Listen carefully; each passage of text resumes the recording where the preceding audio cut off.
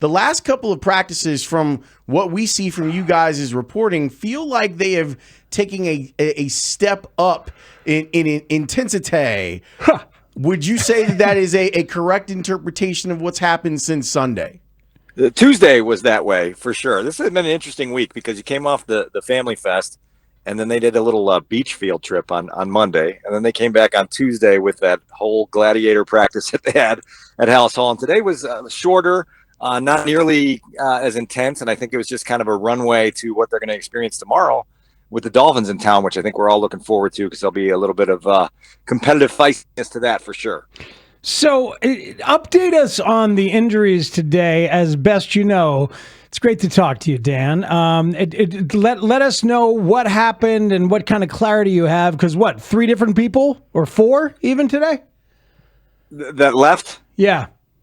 Yeah, Kyler Gordon was one that did not finish practice. It seemed like Darnell Wright did not finish practice, and so we're going to have to get updates on them tomorrow morning from Ben Johnson. Amagaji was not out there to start the practice, so that left tackle battle has seemingly turned into a little bit of a two-man race. Roschon Johnson not out there today. You're starting to get a little bit of the tolls of 3 weeks of practices adding up there on the injury front, but they're okay in the grand scheme of things. And now you just got to figure out what you want to do here over these next couple of weeks with all the opportunities here to be competitive with other teams. And I'm really interested to see kind of how Ben articulates his philosophy and maybe has it change a little bit as the weeks go on. Okay, your Take the North partner, Mark Grody, was just absolutely in a panic today in the middays about the, he needs you. He needs you to stay level. By the way, Rashawn Slater, who was carted off for the Chargers earlier today, a torn patellar tendon.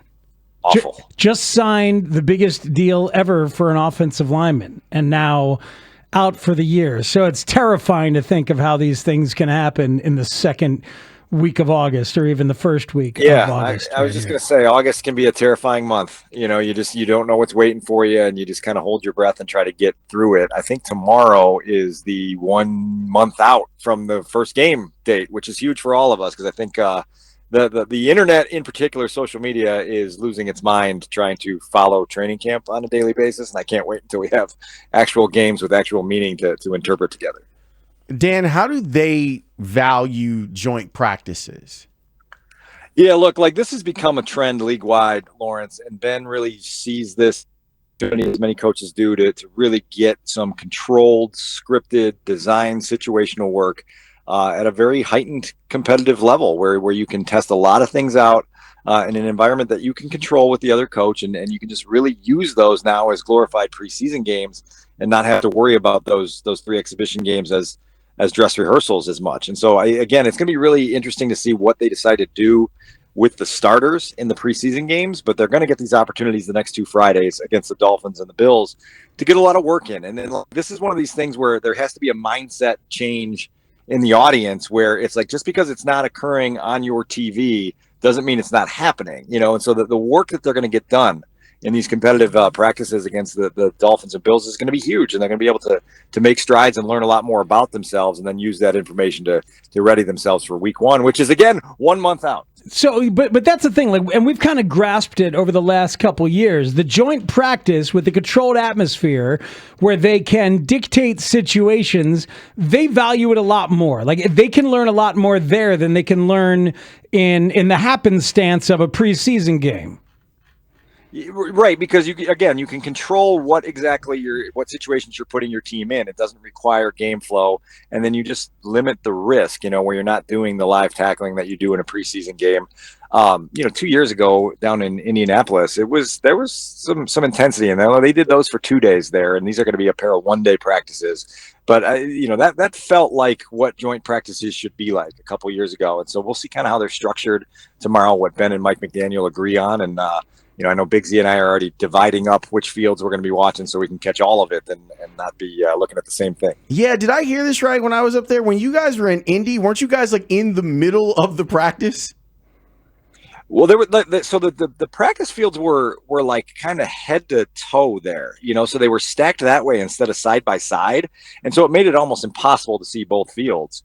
And so that then you got to choose, and then you hear a roar from the field that you're not on, and you're like, what did I just miss? And so you're just kind of scrambling here at Haugh and those backfields. They'll be side by side we'll be in the bleachers beyond the north end zone there trying to keep our eyes on things. And then you just got to divide and conquer and figure out who's going to watch the quarterback and who's going to watch the defense. We had a conversation at the start of the show, Dan, about how we don't think, at least I don't think, that this town is really prepared for what this process is going to be, of the installation of an offense and the education of a quarterback who did not really get an education properly last year, and how there are going to be ups and there are going to be downs, and it's going to take a while. And like, I am very optimistic about Caleb and what can happen, but I know that optimism is going to be tested. It's going to be greatly tested in coming weeks. It's where's your confidence level in your readership to grasp everything and be patient? Which readership? The ones that read the Tribune, or the ones that follow on social media? Because I think it's two different sort of platforms there that create different levels of reaction. But to your point, Speaks, I think this is going to be incredibly patience testing for everyone involved. That's Caleb, that's Ben, that's a fan base who understandably has no patience left, right? Like, they've been forced to sit through some miserable occurrences with their football team and their quarterbacks for far too long. And so they don't have an abundance of patience, and this process is going to require it. And so the ability of this staff to not only be patient inside the building, but to also create that filter for the noise that comes from the outside is going to be fascinating, because it's going to be loud. And if it's this loud in the first week of August about throws at a net, how loud is it going to be if they lay a stinker against Brian Flores on Monday Night Football in week 1? If they go to Detroit and they stumble a little bit in a second consecutive division game against the Lions? And look, like, even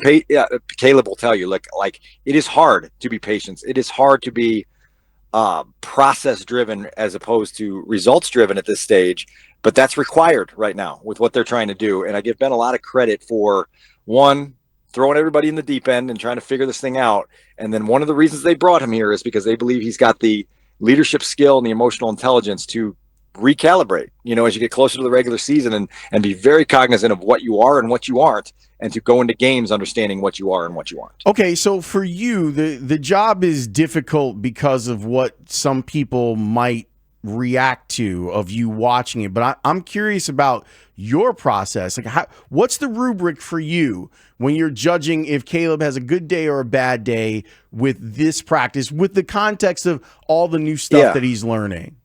Well, and I'll be very honest with you, because we are now 13 practices in, and I would emphatically say that there has not been an impressive practice from the quarterback yet. There just hasn't been. And so you can do with that information what you want to. They've got a month. They've got a chance to refine things. They've got a chance to continue growing. I think what Ben has told you repeatedly is that, look, like, we've had to break this down to the very basics in terms of how are we handling the operation, And so some days it's like, does the operation look fluid? Does it look clean? Are there, a lack of delay of game penalties? Are there a lack of false starts? Is there a lack of, sloppiness with the motions and the shifts? And does it just look cleaner? They're going to build up to the point where they can turn their quarterback loose to make a lot of plays. But there's a lot to this. And, I had a conversation with Ben the other day. He told us in the spring about passing EPA and how that's the metric that has become his target, right? And one of the things that you really need to enhance that metric is to be able to throw balls with pinpoint precision so that a 6-yard gain can become a 35-yard gain, because you're hitting your receiver in stride in space, and then that thing goes the distance. And to this point in camp, it's been really sloppy for a lot of reasons. And we know what the fallback reasons are, but there's been sloppiness from the quarterback that is not going to be acceptable a month from now. And so you just have to have that in the back of your head as you watch Caleb go through this process and figure out how he kind of resets himself each day and each week with everything that's coming at him. So, I mean, it's interesting because if you're gonna, to use Lawrence's word, the rubric, if you're going to use like a good practice, so are you going to look at good games? Like, how will people be able to stay optimistic if they see the badness? You know what I mean? Like, there's got to be other ways to figure it out. Like, I listen to him talk and I hear, all right, dude's got an understanding and he knows what he doesn't know yet, and he seems to have a humility of this process for me to like feel like, all right, there's a grasp that's going on here. When I hear him, he sounds better and different to me than he did last year. Like he understands what he doesn't know, at least to me. Do you hear any of that kind of stuff?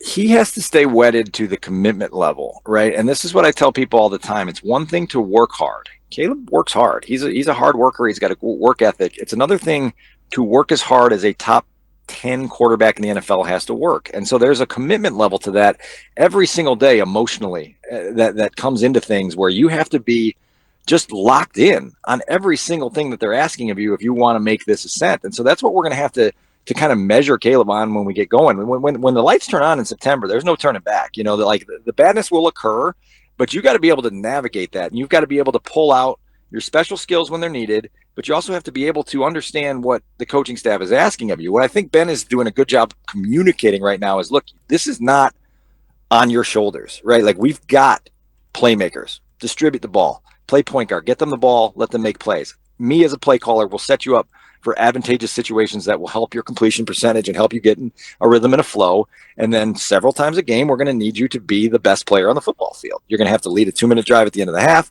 The game's going to be on the line in the fourth quarter, and we're going to need you to win it for us. Those are the moments where you're going to have to rise up, but you're also going to have to just be very, very committed to the little things within every game that just create the momentum for the entire team. And sometimes that's just knowing when not to take a sack. Sometimes it's knowing when to hit the check down in the flat. It's knowing how to make plays and just to keep everything flowing in the right direction. And it's hard, man. Like, this position is really hard. That's why there's been so much failure here and elsewhere in the league. And so, like, just understand the degree of difficulty going into this month and into next month and into October.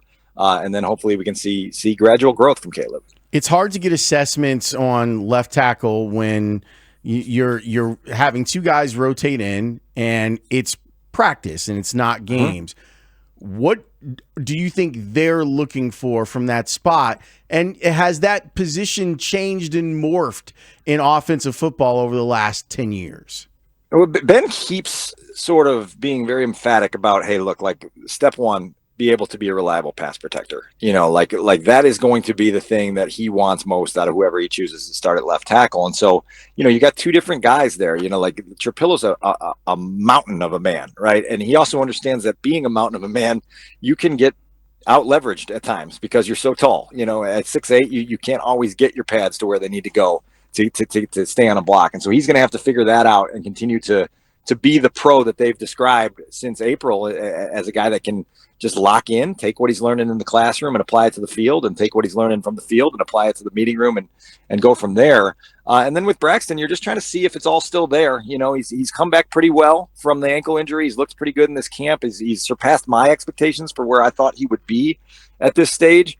But you want to see him take a step in his development, because right now he's a functional left tackle. And if you're trying to win championships, you're going to need more than functional at that position, and so they're going to have to keep pushing him to make growth. Dan, what are your thoughts on the camp so far and the trust level from Ben for Kyle Monangai, running back, Rutgers? Seems like it's growing.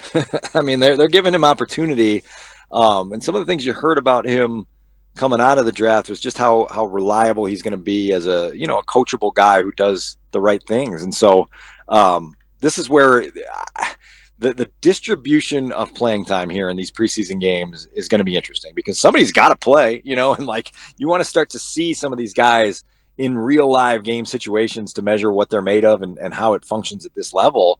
Monangai would be a guy I would love to see, over the next 3 games and just see what he brings to the table and what it looks like. And can he kind of become a bigger part of the offense here behind DeAndre Swift. I've just been making the point, and I'm now the bad guy, but I've been making the point that 7th round running backs often get cut. That's all. Mm-hmm. I'm just it's as much as we like Kyle Monangai, I'm excited about him, Lawrence. It's okay for you to be excited about Is it? All I'm saying is that if he gets cut and then re-signed to the team or to the practice squad, don't be surprised. That's all I'm saying. No doubt. And I hear you on that. Like, there are waves of all these things where, like, sometimes the profile of a guy just gets blown out of proportion so quickly, and people start crowning guys that don't need to be crowned. But with a guy like this, like his key to being on the 53-man roster is showing that he can be a reliable factor on special teams, and so that's one of these weird August, microscopes that we've got to turn on and figure out who are these guys that Richard Hightower is trusting to be part of his core, and can Monungai find a role there that then allows him to factor into the 53 discussion? Hey man, that's why the Lord invented Travis Homer. You know what I mean? I mean that's exactly right. Yeah, right. Like that's what he's here for. Do you think Roschon Johnson has the explosion to be a running back in Ben Johnson's system? And I don't mean like explosion outside. I mean explosion even inside on short burst runs. Haven't seen it yet. And so you want to see more from him, and look like they're going to need some of that pop in the running game, and they're going to need guys that can give you, like, that's where this all starts for Ben. Like, Ben wants to be a hard ground-based offense that can turn loose play action and then let the quarterback be special. And so you're going to have a good complementary group there that can do some things for you, and it's still coming together. And again, running games are really hard to judge in July and August because you're not doing anything that resembles real football on a lot of days, and so you're going to have to figure that out here in the coming weeks. Last week when I was up there listening to Ben talk about, there's a scenario where Jaylen Johnson could be available in week 1. That sent me a little bit, Dan. I was sitting there going, oh, so we're now to the sliding doors part of the Jaylen Johnson stuff. Has there been anything said since then about where he's at and what's going on?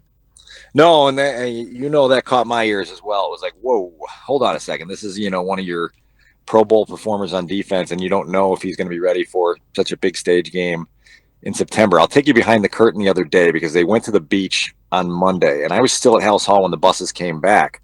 I saw Jaylen get off the bus. It was the first time I had laid eyes on Jaylen since the spring, and he didn't have anything on his leg. He didn't seem to be walking with a hobble, and it was one of those first eye test moments for me where I was like, okay, this doesn't look horrible. He's not in a boot. He doesn't have he's not driving around in a rascal scooter here to get around Haugh. So who knows? We need to get a little bit more update on that, but the fact that he hasn't been anywhere near the practice field yet, you guys know how hard it is to get ready conditioning wise and physically to play regular season NFL football, and they've got to take him down that path here, hopefully sooner rather than later, because you don't want this to last into October and us be asking whatever happened to Jaylen.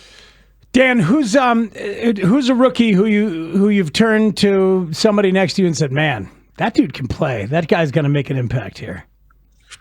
Well, I honestly, I've loved what I've seen from Trapillo to this point.